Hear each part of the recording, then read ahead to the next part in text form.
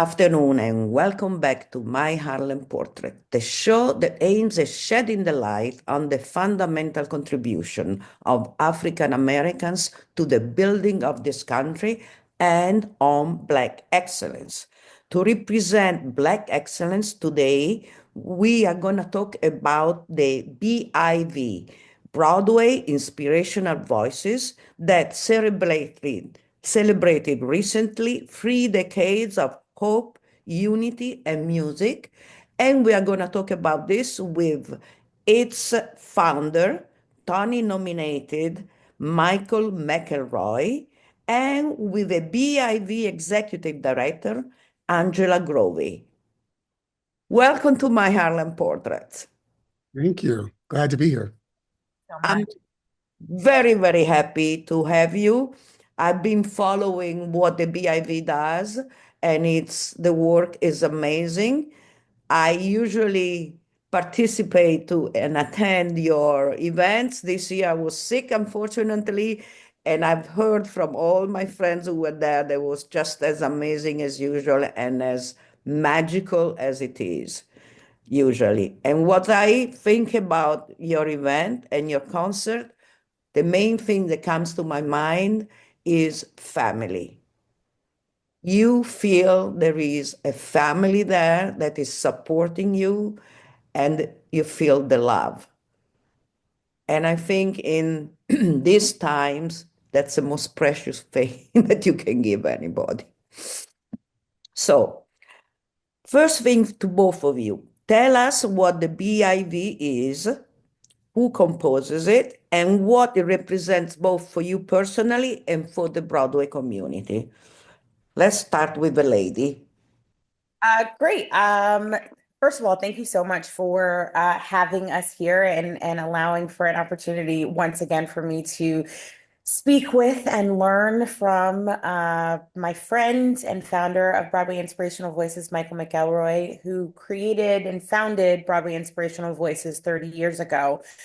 Broadway Inspirational Voices, otherwise known as BIV, is a choir, an artist, and a service organization united to change lives through the power of music and service.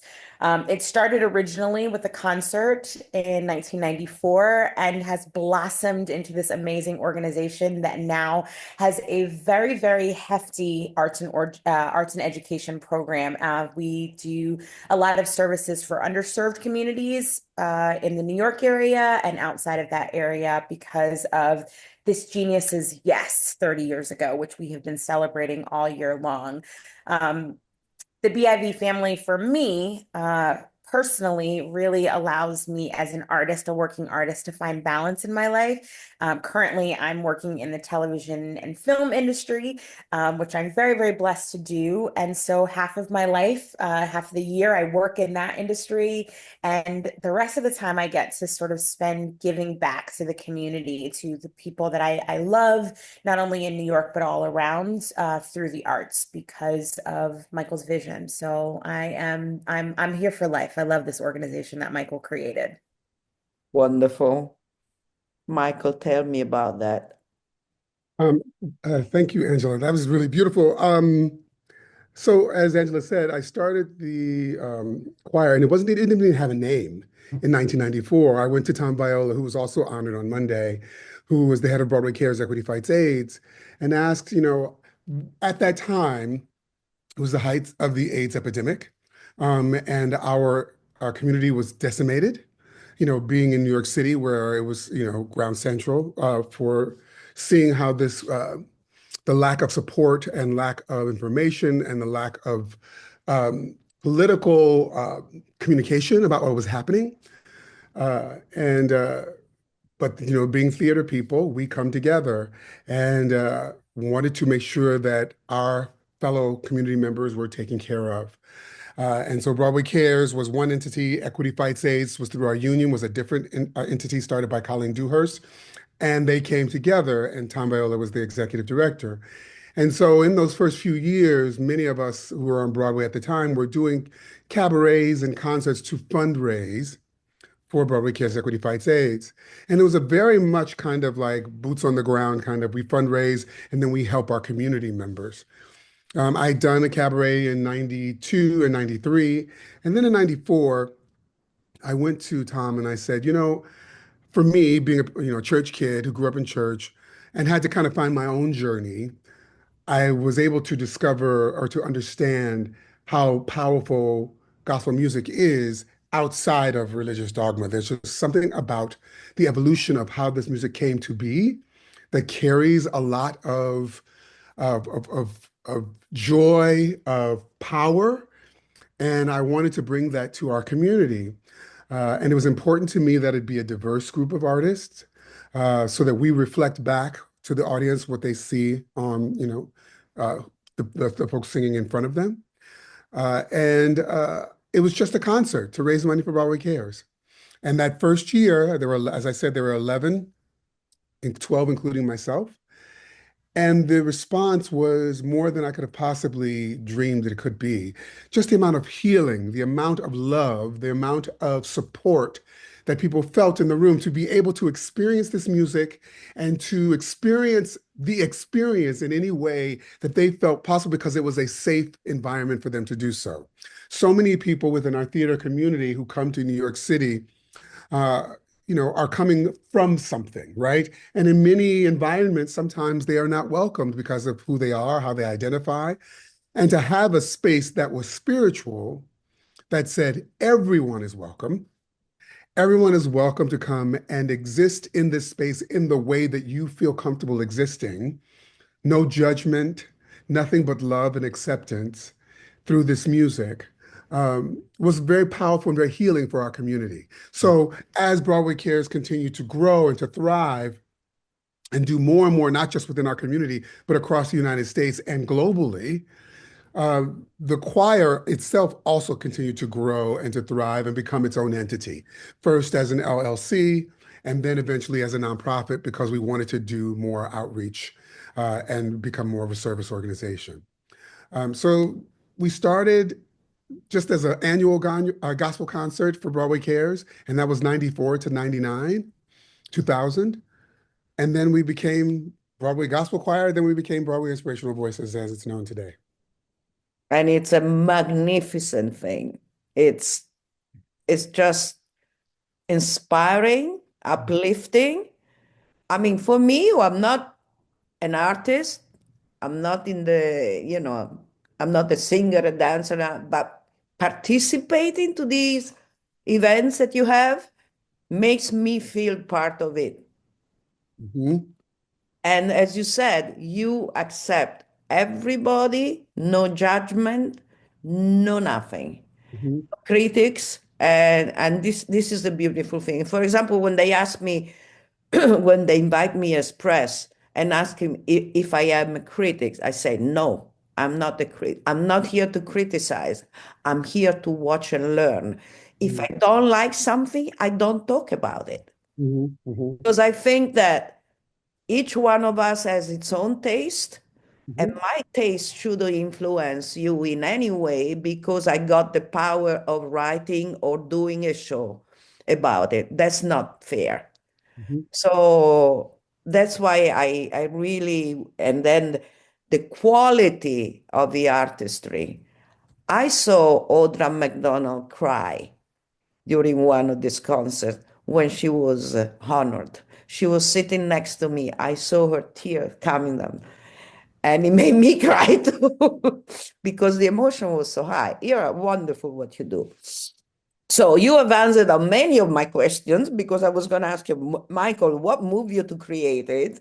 And but I would like to ask you a little bit about your career because we haven't talked about you both have really impressive careers, both in theater, TV, and movies. So Michael, let's start from you. Tell me about your careers and at which point you said, okay, I need to give back, Mhm. which you already told us about. That's a great question. As I said, I was brought up in church. My stepfather was a minister. My grandfather started the church that I grew up in. I was a part of the first family, which comes with its own responsibilities and duties, which I talk about a lot. But it did train me in terms of understanding the value of service and of giving back. And as in the video excerpt in the gala on Monday, it was about finding the balance of giving, but also not being so selfless that you are sacrificing your own well-being, right? And finding that balance for me. I came to New York in 1990. I had gone to school at Carnegie Mellon, got my BFA in theater there, and came here and started working. I was very fortunate. I started working right away. Um, my first performance here was in Richard III, Shakespeare in the Park with Denzel Washington. And then I went out on the road on national tour with Sarafina as one of two Americans in that show. Came back, did a show off Broadway that opened and closed. And literally the next day, I auditioned for Miss Saigon, which had been open on Broadway for 3 months, and got my first Broadway show. And then just started working within the Broadway community. So, I went from Miss Saigon to another show and then back to Miss Saigon, then to the Who's Tommy, and then just kept working. But at the same time, BIV became this other space. And it became this space of, as artists, we are using our skills, our talent to make a living, right? And what was important to me was to create a space where we could give of our talents without the pressure of, having to make money or having to be in front or anything, but really just in a way to serve others, to use our talent to heal, to inspire, to transform lives.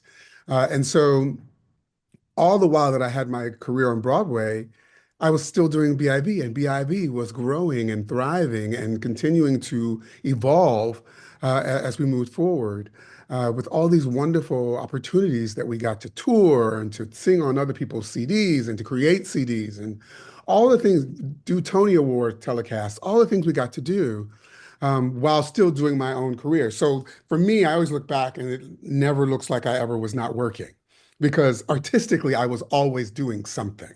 Even if between shows there may have been, 9 months or a year, it was not an empty time. I was either writing, arranging, or doing something with the choir. So my career, like I said, was mostly on Broadway, but at the same time, I was also building and growing BIV with an incredible team of other artists and folks that volunteered their time to help grow it so that we could build a foundation for it to be able to do the thing which we wanted to do, which is really give back, not just to our community, but to the world at large. Wow, this is so beautiful. It's, first of all, you were very blessed and obviously very talented because just coming to New York and boom, starting like that, I don't think is a usual thing that happens. Mm. And second, having BIV as a space to thrive in between Mhm. jobs Mhm. must be wonderful because I think not being an artist, but I believe that the most difficult part of being an artist is when you are in between and Yes. you don't know what the next thing is going to be. Yes. So you filled it up with giving back. Right. That's amazing. And it's interesting. When I first came to New York, I had a really incredible lesson. I was doing Miss Saigon, and in between, I'd come to meet a friend for dinner in Chelsea. And the guy that was my waiter, I had just seen in a Broadway show that had closed. And I went, okay, this is not, permanent. What we do has its ups and downs. And if my self-worth is centered in what I do, then I'm going to be in trouble. As far as being a Broadway performer, if I only find worth in my life when I'm doing that, then what happens when I have to take this other job, right? And so creating BIV, I didn't know at the time, became this other space so that there never really was an artistic downtime for me, Yeah, right? But I also was very clear that what I do does not define who I am, right? That it doesn't give me my worth, right? And part of that is my upbringing in church and just the amount of service that's centered in everything. But it's also a good lesson for us to understand that, our business does come and go, right? And you have to know who you are, and your value has to be something that exists with or without that Broadway show. exactly. Wonderful. Angela. you also have this beautiful career and you have BIV. Tell us a little bit how you started the career. Yeah, I grew up in a suburb of Houston, Texas, and I went to school in Chicago and studied theater because I was too scared to move to New York as an only child. I was, oh God, nobody else in my family was an artist. I grew up in the church. I started singing first in the church, so I always had a connection via my parents, but also myself to the church. But as I moved away from home, I was trying to identify what my connection was with church and serving and giving back while I was exploring my career.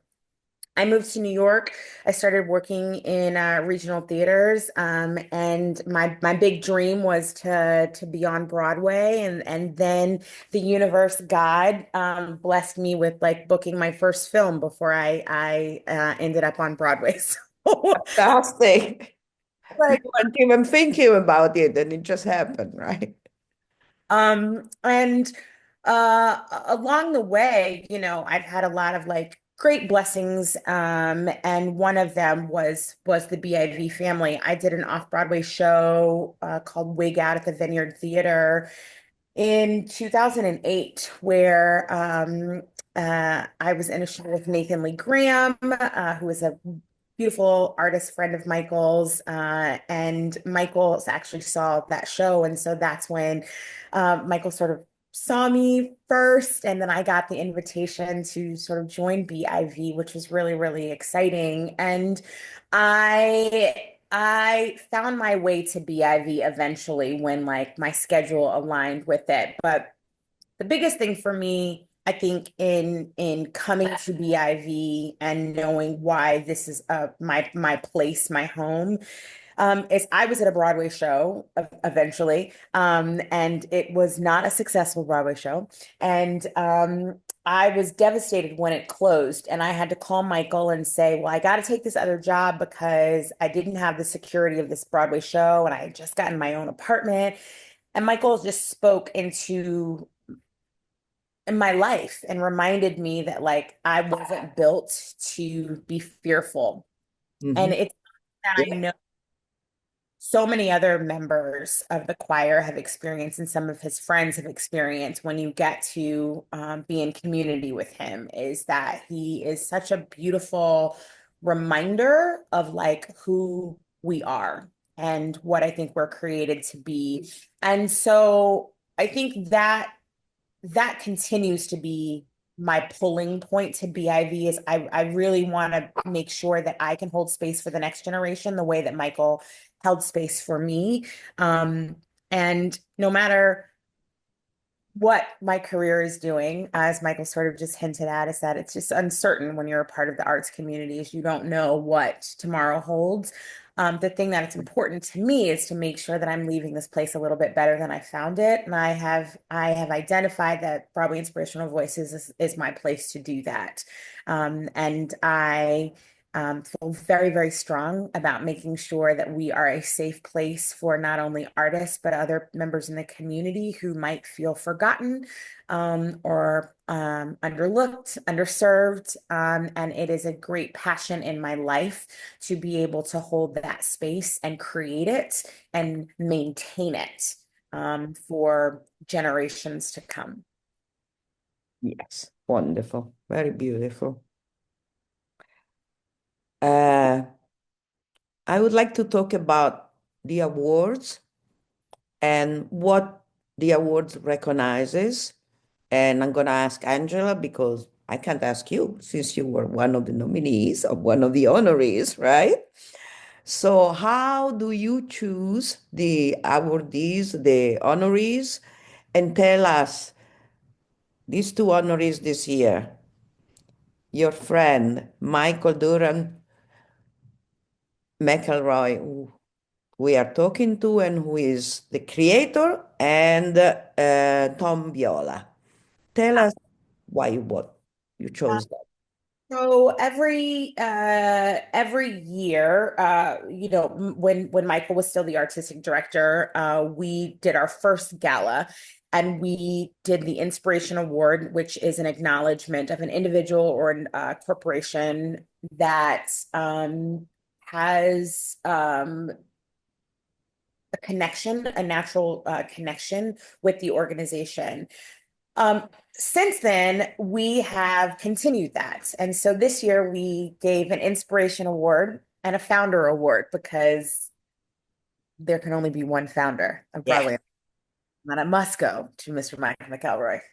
Um, Look how beautiful he is right now. Look, he's Michael is he's very handsome, not only like in Zoom and in real life. He's very handsome. I was so nervous when I first got into the choir because like he's so handsome and I was distracted. So I was getting distracted too. very handsome. It's a real privilege for me as an executive director to work with our board to acknowledge and pick individuals that we just want to celebrate. I think that I try to be very intentional about who our honorees are because I want it to feel like a celebration. And this year felt so good and so right. We have acknowledged other artists in our communities over the past few years that have been wonderful. But this year felt like everything to me. To be able to acknowledge the story of how this all started, 30 years ago, and acknowledging the yes, the power of yes, which was our theme this year, and to be able to remind people that your yes can create magic, can create a pathway, can create transformative moments, inspirational moments, joyous moments, breakthrough moments. So for us this year, honoring Michael and his bravery to ask for something was just perfect in our 30th year. And then to be able to also honor Tom Viola, essentially our first producer in the same year I'm terrified of how we go from this year because this year I could not have asked for better honorees. And it was truly an honor to be able to celebrate their lives and their legacy all year round. Michael and Tom sat in an interview that lasted maybe an hour and 15 minutes, but I could have sat there for 17 hours about their lives and why they created it, and even hearing about what they wanted to do with their lives as they've both taken, some transitional points in their life and their careers. It's really a blessing to be able to acknowledge people while they're still here to receive their flowers, and to sit in it. And our board, Alan Renee Lewis, our new artistic director, it was really a joyful moment to be able to celebrate the legacy and the life of Michael McElroy and Tom Viola this year. So I am very happy that once again he said yes to us hugging on him and loving on him even more because it was great. And to be able to acknowledge and establish this founder award, I think was really good for us. So Yeah. Michael, the first recipient of the Founder Award, but I also think that it opened up space for us to be able in the future to acknowledge other people who are doing the kind of work that Michael did. So Michael, as you know, his work doesn't stop here. He's constantly working. It's nonstop with this man. And I imagine that it will be that way for the rest of his life. But I don't know who will get the next acknowledgement of a founder of an organization, but to be able to really reflect on what Michael did founding this organization has really sort of opened our eyes to also looking at other people who are making spaces out of just a like I have a gut feeling that this could be a good moment. And look what happens 30 years later. So it was blessings on blessings all year to be able to celebrate Michael and Tom this year. Congratulations, Michael. Are you blushing? How did you feel? And tell me, the participant this year, because there were amazing names and artists that participated to this event that I missed. And who and what are the recipients of this year's fundraiser? But first, how you felt when you received that? You know, Angela would tell you that I am not one that enjoys attention. Mhm. Um, I like to do the work, but I don't like to be singled out for it. I don't know why, but that's, how I am. And so saying yes, there was a commitment to knowing that there would be, certain things asked of me, and one would be the event. And, going down that day, I'd been sick, like, whatever's going around, I've been sick. Yep. But my mom and my brother were here, so I'm managing that and all the things. And then I got there, and it was like, first of all, I was greeted by this wonderful team of volunteers, some of which I taught at NYU. They were my previous students. So that gave me this little bump of joy. And then, over the course of the time, I just kept running into people who were either still in the choir or who had been a part of the choir or in the community. And so by the time I sat down for the actual event, I was really energized and um, felt really calm and able to be present and enjoy the experience, because the experience of seeing Tom honored, the relationship, and really to really think back on the history and evolution of the choir and to see it at present as it moves forward. Um, it was a very I won't say I go numb, but I just go very quiet, and it's like a peaceful place. When you know that something that you love and that you've invested a lot of time and energy in and believe in quite strongly is in good hands, then you're able to be at peace. I Yeah. am, Yeah. right? And to, see how it has moved forward, I was like, this is all good. And I was able to accept this, the honor, uh, in a way that, it was just I could accept it. And also Angela was very, good about making sure that it, You I did didn't accept I, it. I didn't feel overwhelmed by it, right? And so it just felt right. It felt beautiful, and having Felicia introduce me and just felt right. And being there with my table, which was my mom, my brother, and friends from like elementary school to, my closest friends all through my life, sharing that table and that moment with them. It was just such a beautiful um, full circle moment. So I thought that the evening was beautiful, and it really centered what BIV is, um, celebrating its outreach programs, celebrating the music, celebrating the history, celebrating, family and community in the room. It wasn't, you go to some of these galas sometimes and they can be so incredibly stuffy, and Yeah. it wasn't that way. It felt like the concerts it felt like the way you just feel when you're one-on-one with people talking about the choir. So it was a good, amazing, great feeling to just be at peace because things have moved on, and I could celebrate that. Wonderful. So beautiful. Very beautiful.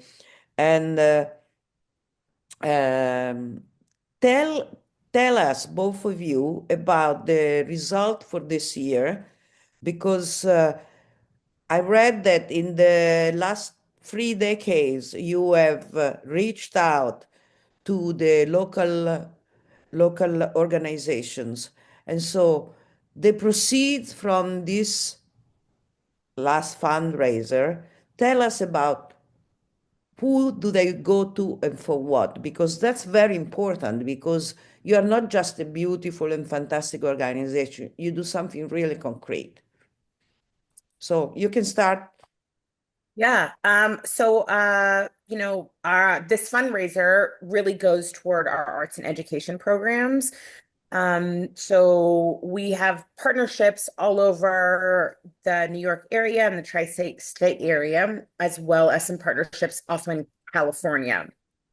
So we have partnerships with Covenant House, Ronald McDonald House, some high schools, also some senior facilities. But this year, what was really great is that we started a new project and an initiative for us to be able to reach out specifically to our seniors. Oftentimes, unfortunately, they are forgotten. Yeah. And we have been partnering with some senior facilities in our arts and education outreach. And we often invite them to our holiday concert. And there are some accessibility issues that we have been running into over the last couple of years. And we said, let's figure out how to work on this. How do we bring some of this into their places? How do we give back to them the way that they have given to us?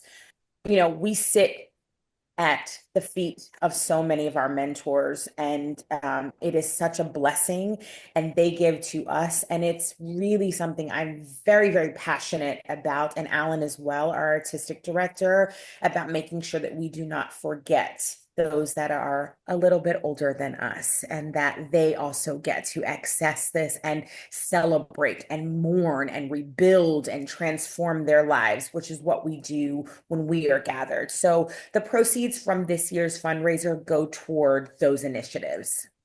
Wonderful.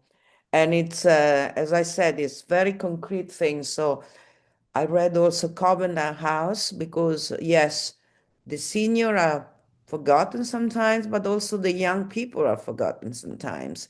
And I think that is beautiful. What you're doing is really fundamental and necessary, especially now. Okay?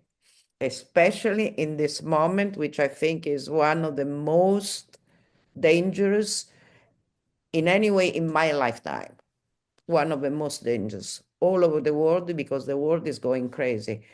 So initiatives like yours makes us feel that there is still love, and love, let's hope, will prevail.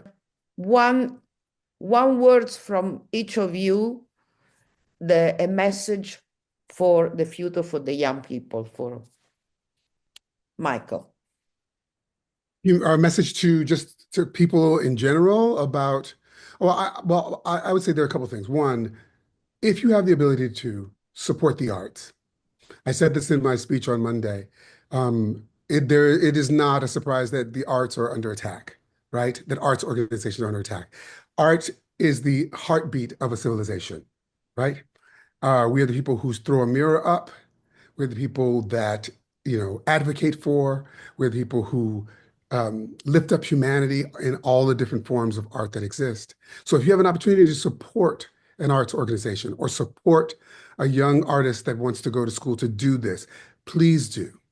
And we have to continue to advocate for and make sure that everyone, from the youngest child to the oldest senior citizen, has access Yeah. to art. So arts, some kind of arts practice. I know that being a part of the arts, having arts as a vital part of my education growing up, changed my life, Yeah. right? And so it should not be only accessible to those who can afford it. It should be accessible to everybody. So if you have the opportunity to support the arts in some way, please do. It is absolutely vital, even more vital in the moment in which we're living right now. Yes. And that is why they are trying to eliminate books, eliminate history, eliminate this, eliminate that. Yeah, it's dangerous. I want to just echo what Michael said, but I'm also just going to say, which tees off to our theme this year of like celebrating the yes. I encourage people, young, more seasoned, to find your yes and what that means for you. I didn't know that my yes to BIV would bring me so much joy and fulfillment in my life. But it was something that I had to find for myself. So it's been a reminder for me that sometimes you just have to sit back with your yeses, and sometimes your yeses come at varying different degrees and levels, and that's okay. But I want to encourage people to take some time with what you want to say yes to, and see what might blossom from it. Thank you, because this is my yes. What I'm doing with you is my yes, and it's fundamental. It really, when I learned to do the interviews instead of a studio via Zoom because the studios were closed because of the pandemic, it saved my life because I had this interaction with other people that otherwise I wouldn't have had. So this is perfect. Thank you so much. Thank you, Michael. Thank you, Angela, for this beautiful talk. And my viewers are going to be very, very happy about this. See you, everybody, next Saturday, 12:30, Spectrum Channel 1993, MNN HD, and for the past episode, Maria G. Cavenaghi, My Harlem Portraits on YouTube. Subscribe and share widely. Love you. Thank you. Yeah. Ciao, ciao.